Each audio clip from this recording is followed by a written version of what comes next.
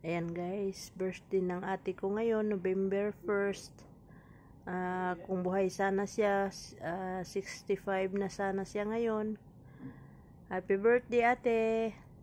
Tapos yung mama ko nasa taas, katabi naman niya yung kanyang bunsong kapatid. Ayan guys.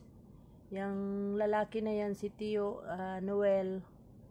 Yan, bunsong kapatid yan ng mama ko. Yan yung mama ko, yung dalawang picture na yan sa taas. Mama ko yan. Tapos, ito naman yung ate ko.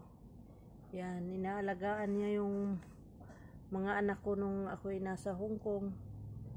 Ayan, mama ko, sobrang love na love ko yan, mga yan guys. Yung mama ko, yung tito ko, mahal na mahal ako ng tito ko na yan. Ayan. Yan, bumili ako ng bulaklak sa inyo. Ayan. Ayan, mayroong coke. Inumin ninyo yan. Tapos, mayroon din akong nilagay na cake. Okay.